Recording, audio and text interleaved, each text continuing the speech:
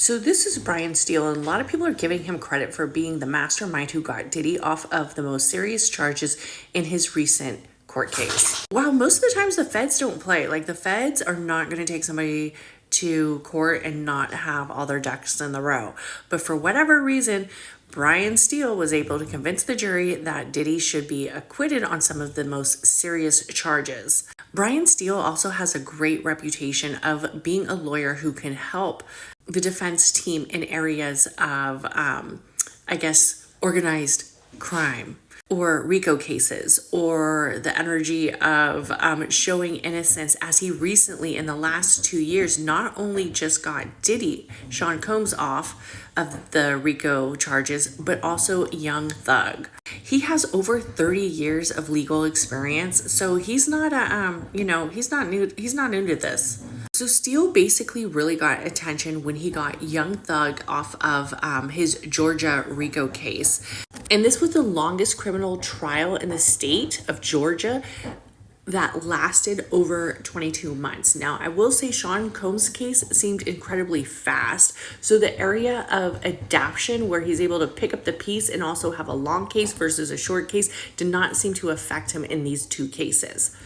He's very meticulous, he's steady, and he is centered on the areas of discipline in his lifestyle and also the people that he is representing. So he is basically an attorney who lives what he preaches, because there's rumors that he doesn't drink, he doesn't smoke, he doesn't like swear in court, that he integrates like fitness, family, daily routines, and having like an overall healthy lifestyle, which is quite ironic considering he was the one who was representing Sean Combs, who definitely did not show that lifestyle whatsoever. But I want to look at his chart and see what makes him so fascinating and so well at what it is that he does. So I don't know his birth time, but I do know that he was born May 16th, 1965 in New York, New York. So we're just going to go over what some of the major planets are in. So it is believed that he has a sun in Taurus at 25 degrees. He is a moon in Sagittarius, it is believed. Now I will say we're not for sure, right? But we believe he's a moon in Sagittarius. And I would say a moon Sagittarius fits this energy quite nicely.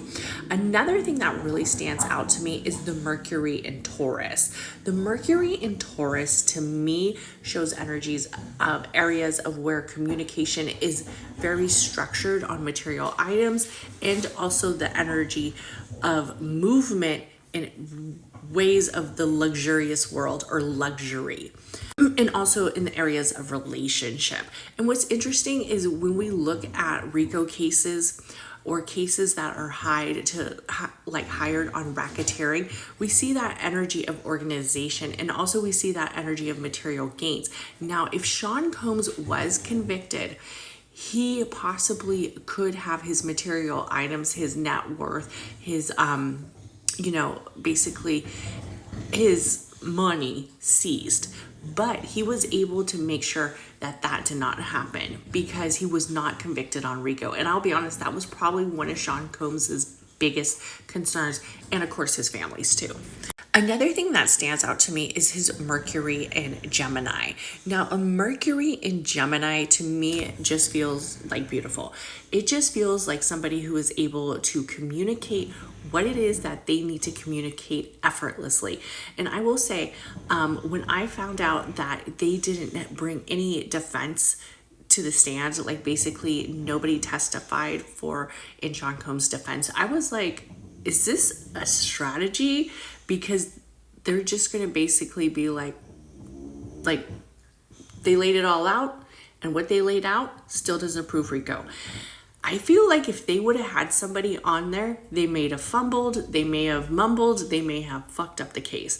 And he said, you know what, we're just not going to let anybody testify. We're going to leave it as it is. Now, he is not the only one on Sean Combs' dream team, but he's definitely one of the ones who is getting a lot of notoriety right now.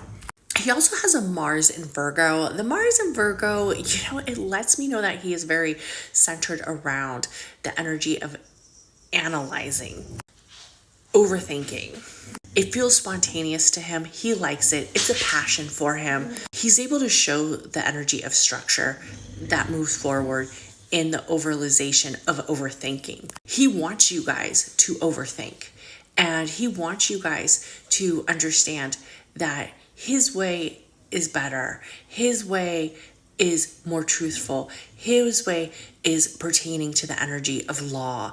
And he does it in a way where it's very like ritual based, explaining the energy that feels very aggressive, explaining the energy that feels very dominant in a soothing manner, like in the sign of Virgo.